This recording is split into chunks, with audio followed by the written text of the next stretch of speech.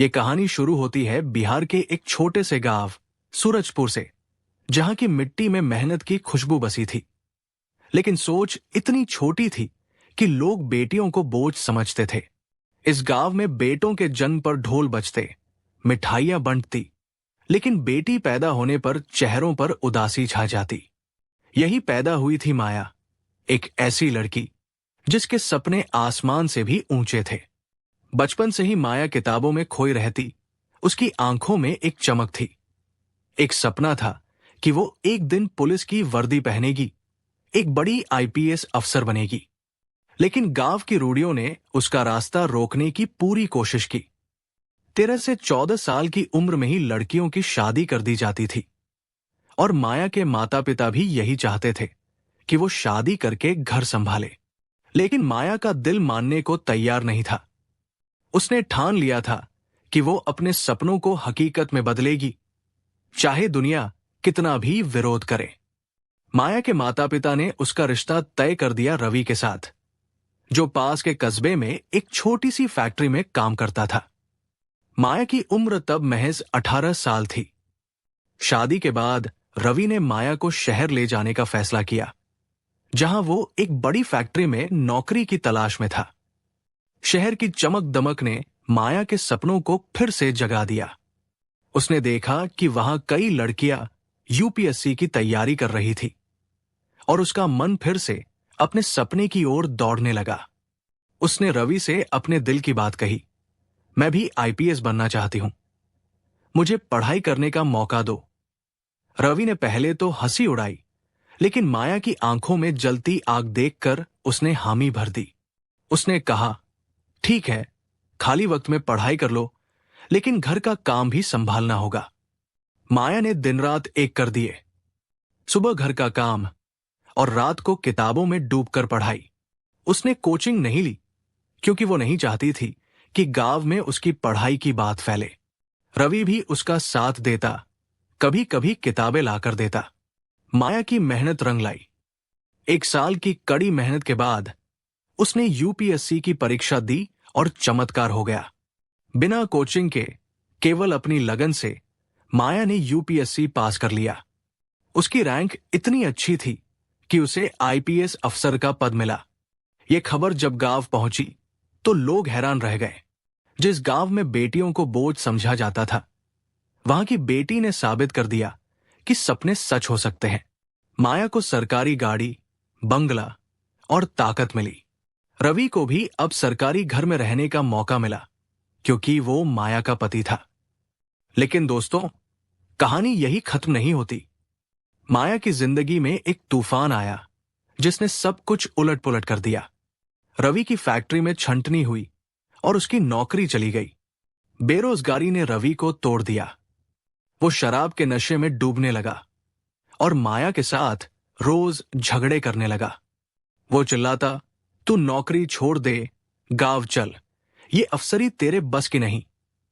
लेकिन माया ने साफ मना कर दिया। उसने कहा, यह सम्मान मैंने अपनी मेहनत से कमाया है, इसे मैं नहीं छोड़ूंगी।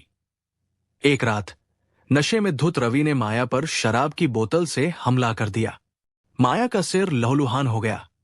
उसने आत्मरक्षा में रवि को धक्का दिया और उसका सिर दीवार से टकरा गया। रवि की मौके पर ही मौत हो गई। माया ने तुरंत पुलिस को बुलाया और सारी बात बताई। पुलिस को उस पर भरोसा था, लेकिन कानून के मुताबिक जांच होने तक माया का आईपीएस पद छीन लिया गया और उसे जेल भेज दिया गया। गांव में यह खबर आग की तरह फैल गई कि माया ने अपने पति को मार डाला। लोग उसे गलत समझने लगे। उसका नाम बदनाम हो गया। माया अब एक विधवा थी और उसका सम्मान दांव पर था। लेकिन माया ने हार नहीं मानी। जेल में उसे साधारण कपड़ों में भेजा गया। वहां का जेलर किशन एक क्रूर और गंदी सोच वाला इंसान था। वो कैदियों के साथ बुरा बर्ताव करता, खासकर महिला कैदियों के साथ। पहले दिन जेलर ने माया को मंदिर की सफाई का काम सौंपा। माया चुपचाप काम करती रही, लेकिन उसकी नजरें हर चीज पर थी। एक रात उसे जेलर के केबिन से एक लड़की के रोने की आवाज सुनाई दी। माया ने देखा कि एक जवान लड़की कपड़े संभालते हुए रोते हुए केबिन से बाहर निकली। माया का दिल दहल गया। अगले दिन उसने उस लड़की रीना से बात की। रीना ने डरते डरते बताया, जेलर हर रात किसी नई लड़की को अपने केबिन में बुलाता है। वो हमें धमकी देता है कि अगर उसकी बात नहीं मानी तो हमारी सजा बढ़ा देगा। ये सुनकर माया का खून खौल उठा। उसे लगा कि शायद भगवान ने उसे इस जेल में इसलिए भेजा है ताकि वो इन मासूम लड़कियों को इंसाफ दिलाए। उसी दौरान माया के वकील ने कोर्ट में साबित कर दिया कि माया ने आत्मरक्षा में रवि को मारा था। कोर्ट ने उसे बाइज्जत बरी कर दिया और उसे जेल से रिहा कर दिया गया। माया को उसका आईपीएस पद वापस मिल गया। अखबारों में छपा कि माया ने अपने शराबी पति से अपनी जान बचाई थी। गांव वालों को अब सच्चाई पता चली और उन्हें अपनी गलती पर शर्मिंदगी हुई। लेकिन माया के दिल में एक आग जल रही थी। वो जेलर किशन को सजा दिलाना चाहती थी। उसने एक खतरनाक योजना बनाई। माया ने अपना रूप बदला, पुरानी साड़ी पहनी, बाल छोटे किए और एक साधारण महिला के भेष में फिर से उसी जेल में कैदी बनकर दाखिल हुई। उसके पास एक छिपा हुआ स्टिंग कैमरा था जिससे वो जेलर की करतूतों को रिकॉर्ड करना चाहती थी। कई दिन बीत गए। माया इंतजार करती रही। एक रात जेलर ने उसे अपने केबिन में बुलाया। उसने कहा, आज रात मेरे पास आओ, तुम्हारी जमानत की बात करनी है। माया समझ गई कि ये जेलर का झूठा बहाना है। उसने अपनी साड़ी में स्टिंग कैमरा छिपाया और रात 11 बजे जेलर के केबिन में पहुंच गई। जेल में सन्नाटा था। हवलदार सो चुके थे। जेलर ने दरवाजा बंद किया और माया से बोला, तुम बहुत खूबसूरत हो। मेरी बात मान लो, मैं तुम्हारी जमानत करवा दूंगा। मेरे साथ रात बिताओ। माया ने सब कुछ रिकॉर्ड कर लिया। जैसे ही जेलर ने उसकी साड़ी खींचने की कोशिश की, माया ने जोरदार थप्पड़ जड़ा। वो थप्पड़ इतना जोरदार था कि जेलर के कान बजने लगे। माया ने अपना आईपीएस कार्ड निकाला और कहा, किशन, तूने जेल की औरतों का शोषण किया, अब तेरी बारी है। जेलर घुटनों पर गिर गया, माफी मांगने लगा। लेकिन माया ने उसे केबिन से बाहर खींच लिया। जेल में हंगामा मच गया। सभी कैदी जाग गए। माया ने जेलर की सारी करतूतें सबके सामने रख दी। अगले दिन कोर्ट में माया ने स्टिंग वीडियो पेश किया।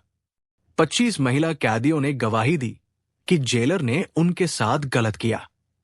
जेलर के खिलाफ कई धाराओं में केस दर्ज हुआ। उसे जेलर के पद से हटा दिया गया, लाखों का जुर्माना लगा और 14 साल की सजा सुनाई गई। माया ने न सिर्फ अपने सम्मान की रक्षा की, बल्कि जेल की हर महिला को इंसाफ दिलाया। जब यह खबर सूरजपुर पहुंची तो गांव वालों का सीना गर्व से चौड़ा हो गया। उनकी बेटी ने न सिर्फ अपनी जिंदगी बदली, बल्कि पूरे गांव की सोच बदल दी। अब वहां बेटियों के जन्म पर भी ढोल बजने लगे। बाल विवाह की कुप्रथा खत्म हो गई। लोग समझ गए कि बेटियां अगर मौका पाएं तो वो दुनिया बदल सकती है।